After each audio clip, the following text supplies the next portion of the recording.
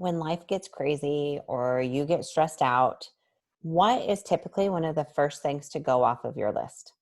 If you are like most people, it's usually yourself. It's that self care. It's how we take care of ourselves.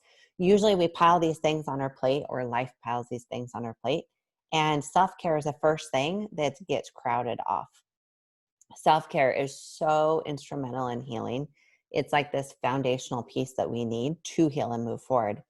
And with self care, if we can get in the habit of learning to start doing it consistently, then it doesn't take things off of our plate.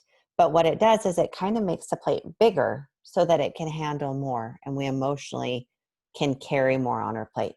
So, with self care, there's a lot of different ways you can do it. One of my favorite acronyms for self care is PIES, where you look at self care through physical, intellectual, emotional, and spiritual. Acronym PIES. And while it's really helpful, one thing I've heard from a lot of people is they'll say things like, I feel like I'm doing self care and it's not making a difference. Or I'm doing so much self care and I'm still struggling. And so, what I like to do is I like to use a tool called the Selfcare Star. And it's a visual to help you realize and make sure your self-care is balanced, and it can help you realize areas that maybe we could use more self-care, that could be more nurturing to us instead of just passing the time. So what I want you to do, wherever you are, grab a pen and a paper, and I want you on this piece of paper to draw a star, just a 5-point star. Okay, one top of the star, I want you to write spirituality. Okay, another point of the star, I want you to write family.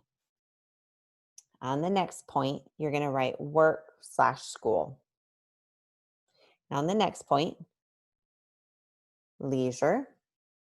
And on the next point, friends. Now, if you have it handy, grab a different color, a different pencil, a different pen, and I want you to go through and on that star, on the inside of your star, I want you to color in how much of that area, that triangle, you feel like is filled. So, for example, spirituality on our big star, if we break down just that top piece, we have a smaller triangle. So, how much self care do you feel like you're getting with spirituality? And spirituality can look different for everybody. For some people, it's walking in nature. For other people, it's praying. For other people, it's singing or reading something or connecting to yourself or connecting with animals. Whatever your spirituality looks like is great. But how much do you feel like you're filling your cup? How much is spirituality of that are you getting in your life? So just fill that in. It could be the whole thing. It could be half. It could be just a tiny little bump on there. Okay. Now go over to the family. With family, how much family time are you getting? How much self-care are you getting through family? Fill out, color in however much that is, whether it be a tiny bit, a huge mountain, whole triangle filled, whatever. You're going to keep going around with each area. Work and school, how much self-care are you getting in this area? With leisure, leisure is one thing that we can feel really guilty for in this age of like go, go, go, do, do, do. When we stop and we take time for leisure, that can feel really guilty. Now, there's a difference between like watching a couple episodes of your favorite show and binging for 6 hours, right? One goes from being fairly nurturing to now we're just numbing out. But humans need time for leisure every single day. With friends, how much social interaction are you getting? How often are you having connections with friendships outside of your family? And with that, we're wired to connect. We're wired to connect with other people.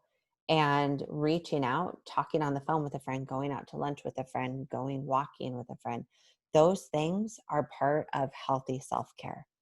So now that you've gone through and you've colored each of these different sides of your triangle, how balanced is your triangle? If we were to get rid of that initial triangle we wrote, would it look like a triangle? Would it look like a bunch of little stubs? Would we have one big area here and hardly any here? The reality is we're always changing and evolving, and this star will never be perfectly shaped.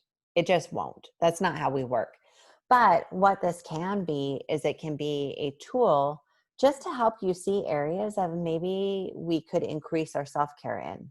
And so if you're feeling completely out of balance and you aren't getting any time socially and you're not spending any time spiritually, but you're spending a lot of time doing work and school, and it's really awesome and it fulfills you.